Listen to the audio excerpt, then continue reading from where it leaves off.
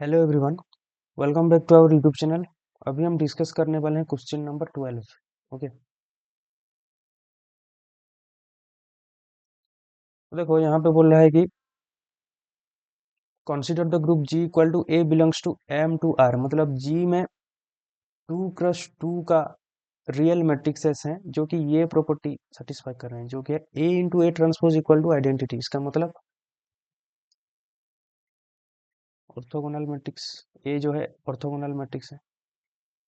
That means G में क्या है,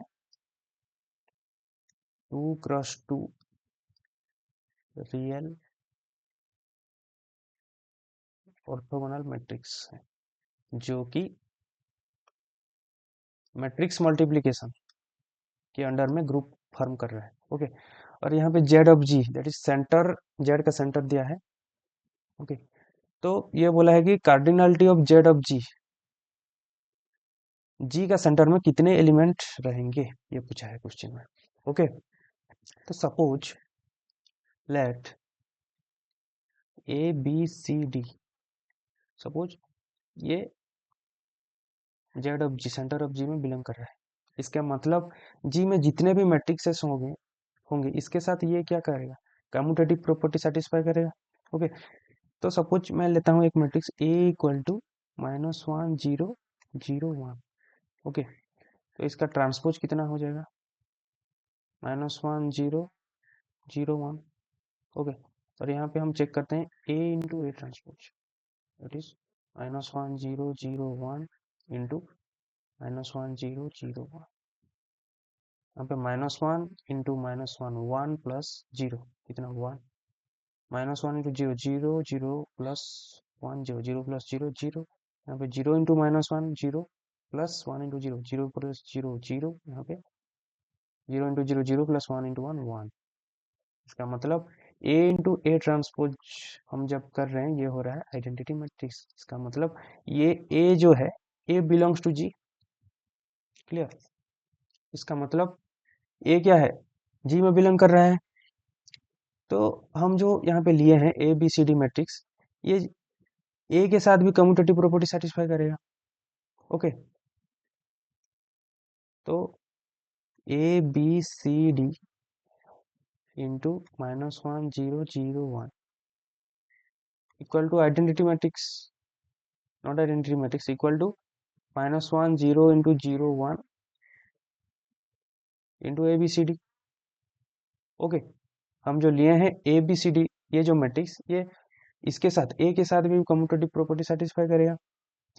तो यहाँ पे हम लिखेंगे ए इंटू -1 कितना होगा, -a plus B into 0 0, that is -a plus 0 -a। यहाँ पे a into 0 0 plus b into 1 b, यहाँ पे c into -1 -c plus d into 0 0। तो ये हो गया -c, ये हो गया d is equal to -1 into a, it is -a, यहाँ पे -1 into b -b plus 0, that is -b, और यहाँ पे a into 0 0 plus c, that is c, और यहाँ पे d। ओके, तो यहाँ पे हम लिख सकते हैं -a equal to -a। Okay, comma b equal to -b, -c equal to c, और d इक्वल टू d। तो ये तो पहले से ही सेम है, इसमें कोई दिक्कत नहीं है। लेकिन यहाँ पे देखो 2b इक्वल टू 0, इसका मतलब b इक्वल टू 0। यहाँ पे -c equal to c, that means c equal to 0। तो हम जो लिए थे A B C D matrix, ये हो गया a 0 0 d। मतलब सेंटर में जो एलिमेंट रहेगा इसका जो फॉर्म होगा ये होगा। ओके, सपोज और एक एलिमेंट लेते हैं, suppose b equal to 0 -1 1 0। Okay, तो इसका ट्रांसपोज कितना होगा, b ट्रांसपोज इक्वल टू 0 1 -1 0। और इसका हम जब करेंगे b इंटू बी ट्रांसपोज, ये क्या हो जाएगा, 0 -1 1 0 इंटू 0 1 -1 0। यहाँ पे देखो 0 into 0, 0 plus minus 1 into minus 1, 1। यहाँ पे 0 into 1, 0 plus minus 1 into 0, minus 1। Minus 1 into 0, 0, 0 plus 0 that is 0।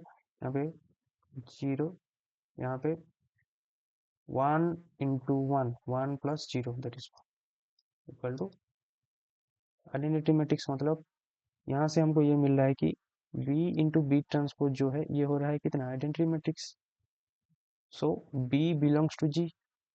Okay, तो हम जो लिए थे ABCD मैट्रिक्स, बी के साथ भी बी के साथ के भी कम्यूटेटिव प्रॉपर्टी सेटिस्फाई करें।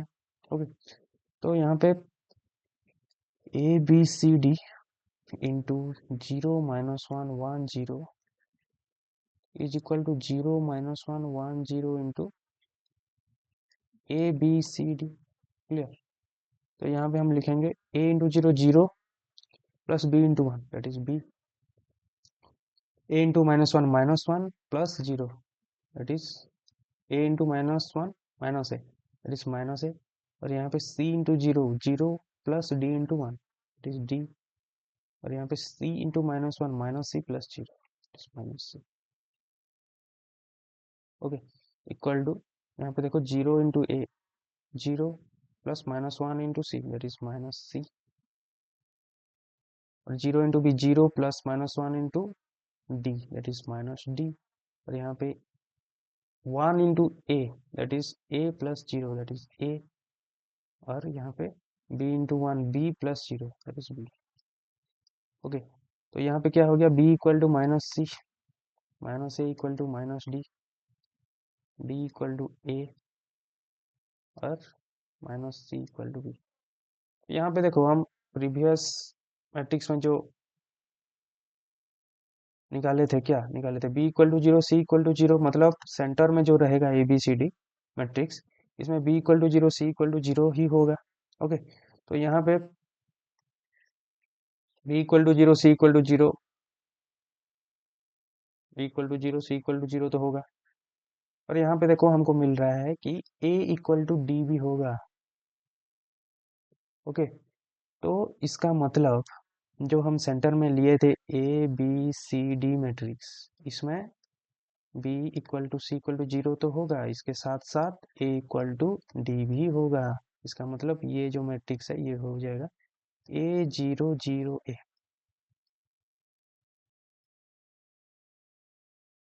ओके, और हमको ये पता है कि जो सेंटर होता है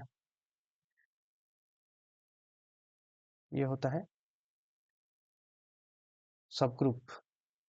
सेंटर जो होता है, सपोज G एक ग्रुप है, तो सेंटर ऑफ G इज सब ग्रुप ऑफ G। ओके, इसका मतलब इसमें जो एलिमेंट होंगे वो G में भी होंगे। ओके, इसका मतलब सेंटर ऑफ G में जो मैट्रिक्स होंगे वो भी ऑर्थोगोनल मैट्रिक्स होंगे, ऑर्थोगोनल मैट्रिक्स होंगे, क्योंकि G जो है 2x2 रियल ऑर्थोगोनल मैट्रिक्स का ग्रुप है।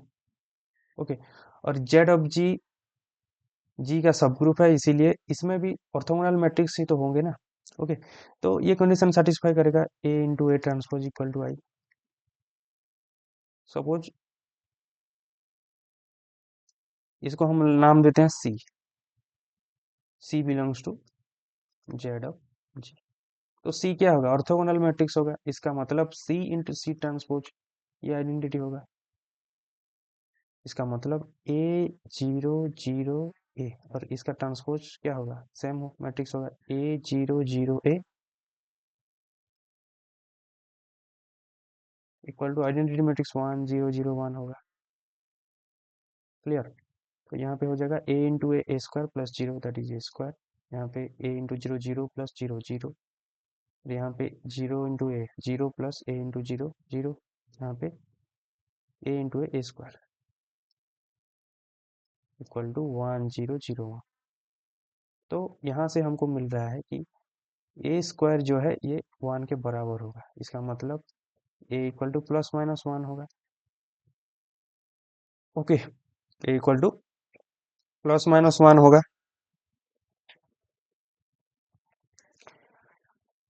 तो देखो हम जो मैट्रिक्स लिए थे वो कन्वर्ट हो गया था A00A से, और हमको ये मिला कि A जो है +-1 होगा। इसका मतलब ये हो सकता है 1001 या -1001।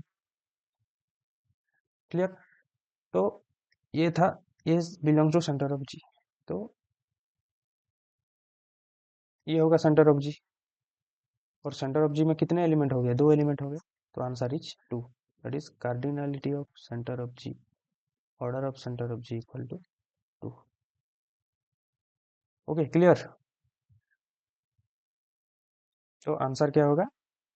ए में दिया है 1, ये गलत हो गया। बी में दिया है 2, ये सही। 4, ये भी गलत, ये भी गलत। Okay, so correct answer is option B.